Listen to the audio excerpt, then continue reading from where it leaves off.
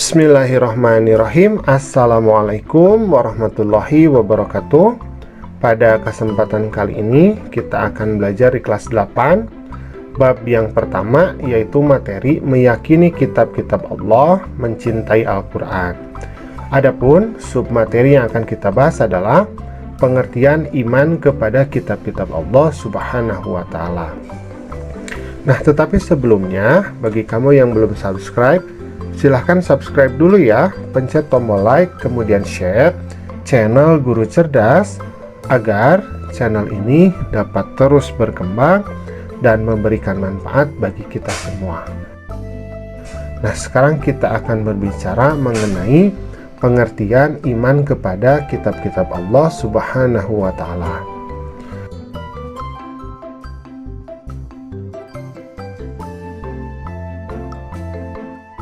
Nah, iman kepada kitab Allah ini berarti kita percaya dan yakin dengan sepenuh hati bahwa Allah Subhanahu wa Ta'ala telah menurunkan kitab-kitabnya kepada para rasulnya. Jadi bukan hanya kita percaya kepada Al-Quran saja, tetapi kita percaya bahwa sebelum Al-Quran pun Allah telah mengirimkan para rasulnya yang membawa beberapa kitab sebelumnya. A'udzubillahi minasyaitonirrajim. Yahdi bihillahu manittaba'a ridwanahu subulus salami wa yukhrijuhum minaz zulumati ilan nuri bi'idnihi wa yahdihim ila siratim mustaqim. Yang artinya, dengan kitab itulah Allah memberi petunjuk kepada orang yang mengikuti keridhoannya ke jalan keselamatan. Dan dengan kitab itu pula Allah mengeluarkan orang itu dari gelap gulita kepada cahaya dengan izinnya dan menunjukkan ke jalan yang lurus. Jadi dalam Quran Surat Al-Ma'idah ayat ke-16 ini dikatakan bahwa kitab Allah itu memberi petunjuk, memberi hidayah kepada manusia untuk menjalani kehidupan. Dan orang-orang yang tidak mengikuti kitab itu, mereka itu akan gelap gulita dalam kehidupannya. Jadi fungsi dari kitab itu adalah memberikan hidayah, memberikan cahaya, sehingga kita mampu menuju kepada jalan yang lurus, kepada jalan yang diridhoi oleh Allah.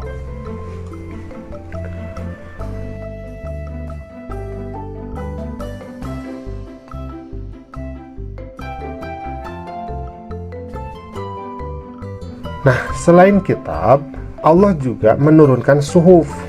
Nah, suhuf ini adalah lembaran-lembaran wahyu Allah. Jadi bukan hanya kitab, Allah juga mengirimkan suhuf-suhuf.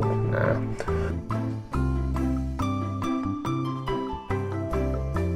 ada beberapa suhuf yang diberikan kepada, yang pertama adalah Nabi Adam alaihi salam sebanyak 10 suhuf, Nabi Syed alaihi salam sebanyak 50 suhuf, kemudian Nabi Idris alaihi salam sebanyak 30 suhuf, Nabi Ibrahim alaihi salam sebanyak 10 suhuf, dan Nabi Musa alaihi salam sebanyak 10 suhuf. Jadi bukan hanya kitab, Allah juga mengirimkan wahyu-wahyu, tetapi lembaran-lembarannya.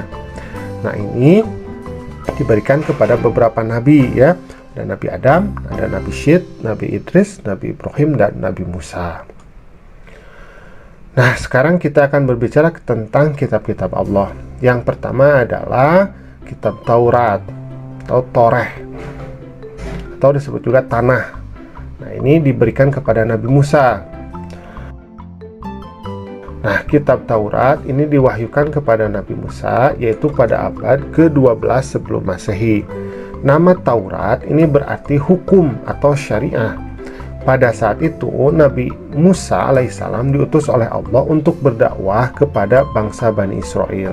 Jadi kitab Taurat ini memang ditunjukkan bukan untuk ke seluruh manusia, tetapi kepada bangsa Israel. A'udzubillahi minasyaitonirrajim.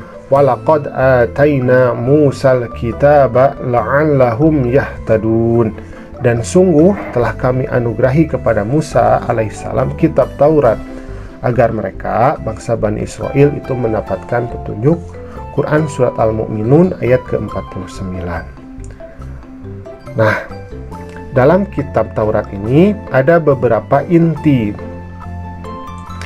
Nah, intinya ini dinamakan dengan 10 perintah Allah atau kita kenal sebagai The Ten Commandments. Apa saja? Yang pertama adalah jangan ada padamu ilah lain di hadapanku. Maksudnya adalah tidak boleh menuhankan yang lain. Kemudian yang kedua, janganlah kamu menyembah patung atau berhala, menyerupai apapun juga, tidak boleh membuat patung. Kemudian yang ketiga, janganlah menyebut nama Tuhan Allahmu dengan sia-sia. Jadi maksudnya jangan berjanji atas nama Allah, padahal itu janji palsu. Kemudian yang keempat, ingatlah dan kuduskanlah hari Sabat, atau maksudnya adalah mensucikan hari Sabtu.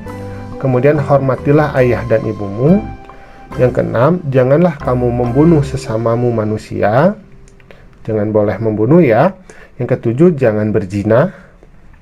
Yang kedelapan, janganlah kamu mencuri. Yang sembilan, janganlah kamu bersaksi dusta tentang sesamamu. Tidak boleh bersaksi dusta.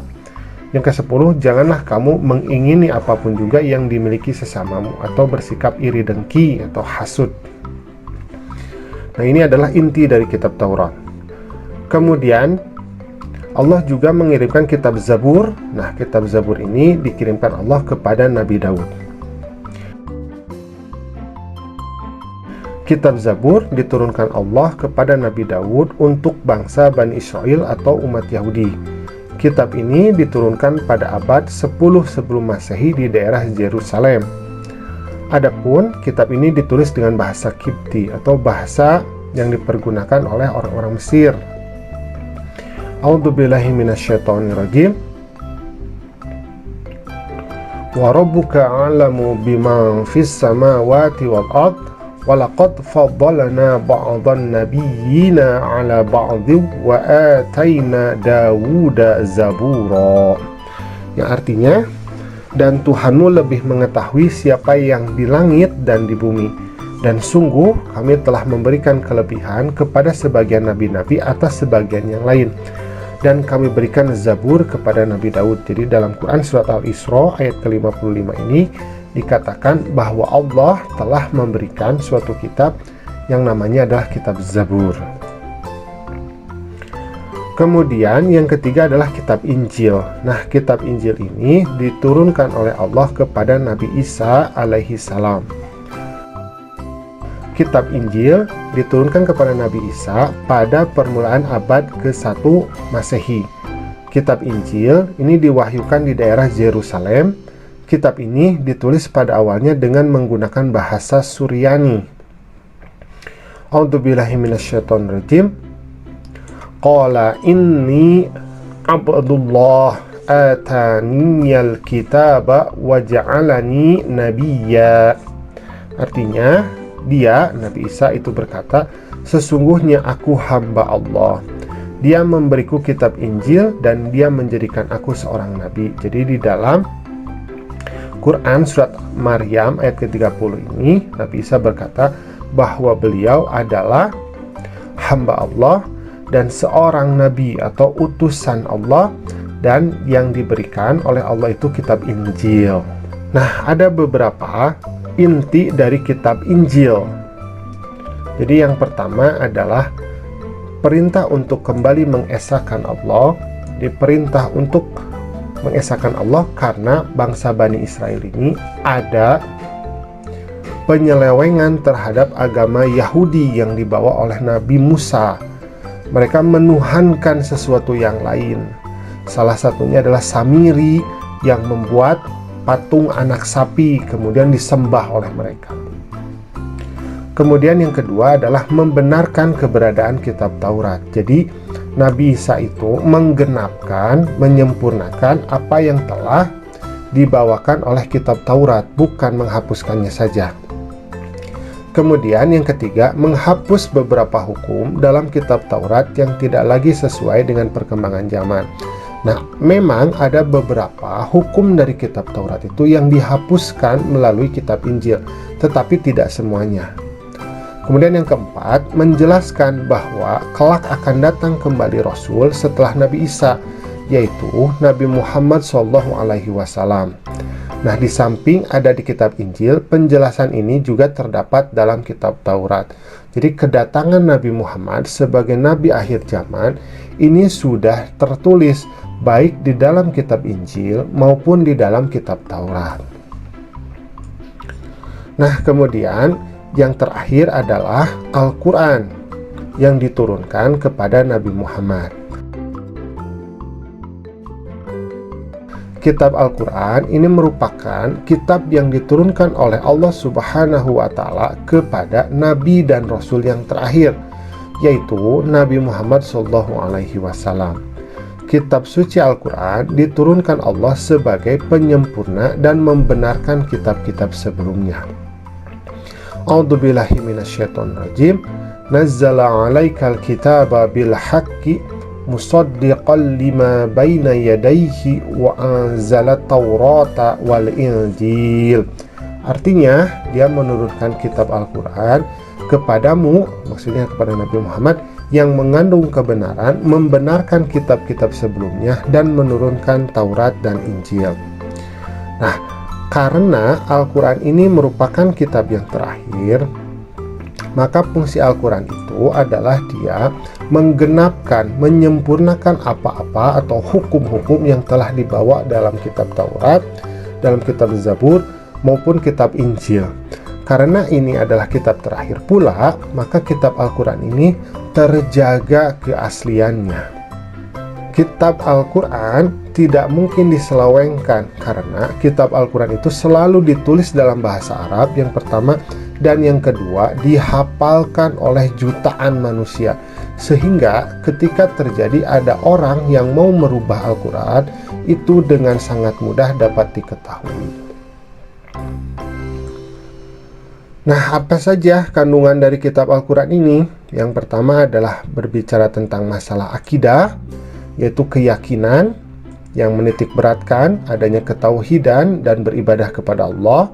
Kemudian syariah atau hukum Islam yang meliputi ibadah dan muamalah. Ibadah itu ibadah muamalah, artinya adalah tata cara kita berhubungan dengan Allah, dan muamalah ma'anas, tata cara kita berhubungan dengan manusia.